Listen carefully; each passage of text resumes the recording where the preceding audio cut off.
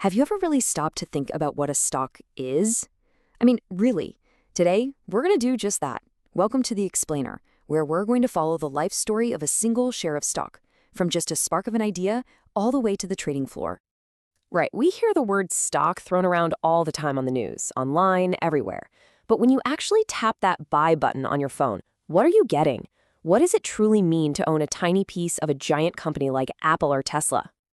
At its very core, a stock is just that, a tiny slice of a company. You'll see the term fractional ownership here.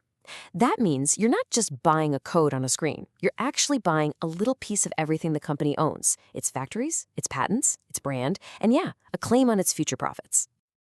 In this right here, this is probably the single most important idea to get right from the start. As a stockholder, you are a part owner. You're in the boat with them, sharing in the ups and the downs. You are absolutely not lending the company money. That's a whole different ballgame. This table just lays out that trade-off perfectly. Okay, look at the equity column. That's you, the stockholder. Your potential returns, they could be huge, basically uncapped. But, and this is a big but, look at that priority row. If things go south, you're the last one to get paid. Now look over at debt for bondholders. They have way less risk, they get paid first, but their reward is fixed. It's the classic risk versus reward balancing act. So where do these shares even come from? I mean, they don't just grow on trees, right? It all starts with a private company that has some really big dreams. Well, the number one reason is to raise cash, or what the pros call capital. A company needs money to build things, to invent new products, to expand into new countries. And selling stock is like bringing on thousands of new partners to help fund that growth, instead of just going to a bank for a loan. This whole process of a company selling shares for the very first time is called an initial public offering, or IPO. And as you can see, it is a huge undertaking. The company hires powerful investment banks, it files this massive document called an S-1 that basically tells the world all its financial secrets, and then it finally goes public. And here is the crucial part. During that IPO, you're buying on what's called the primary market. Think of it like buying a brand new car straight from the factory. Your money goes directly to the company to help fuel its growth. This is the first, and really the only time, the company gets paid for that specific share. Okay, so our share has been born. It's out in the world. But the story doesn't end there, not even close. After the IPO, it begins a whole new life on the open market. And this is the secondary market. You know it as the New York Stock Exchange or the NASDAQ. To stick with our car analogy, this is basically the giant, global, used car lot. When you buy a share here, you're not buying it from the company anymore. You're buying it from some other investor who decided to sell. The money just moves from one investor's pocket to another. And this market plays two incredibly important roles. First, liquidity. That's just a fancy word for being able to easily sell your shares and turn them back into cash. Without it, investing would be a nightmare. And second, price discovery. This is the beautiful chaos of millions of buyers and sellers constantly arguing over what a share is worth, which sets its price in real time.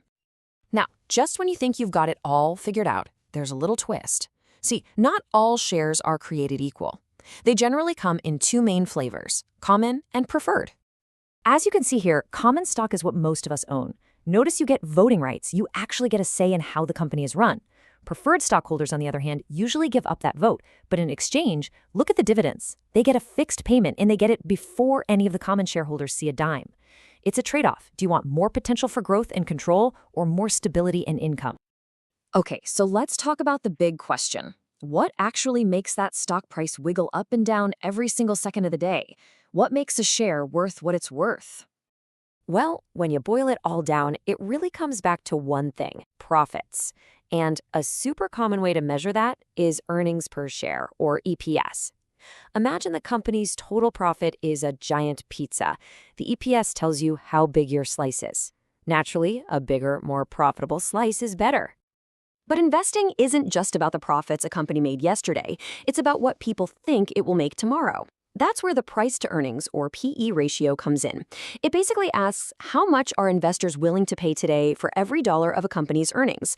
A high PE might mean people think it's a hot growth stock, while a low one might suggest it's a bargain. And this quote nails it. The PE ratio is all about confidence. A high PE doesn't just mean a stock is expensive. It means investors are so optimistic about the future that they're willing to pay a premium today because they have huge confidence that those earnings are going to be much, much bigger tomorrow. Okay, let's zoom out. We've been on this whole journey with a single share of stock, from its birth to its life on the market. But why does any of this really matter to you?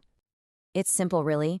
Owning pieces of great companies has, over time, been one of the most powerful ways to build real wealth.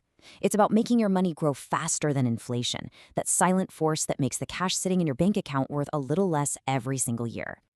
But, of course, that potential for higher returns comes with risk. Stock prices can go up and down like a yo-yo.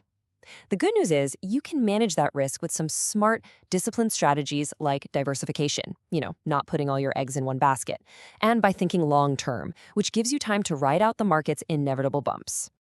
So, in the end, a stock is so much more than just a number on a screen.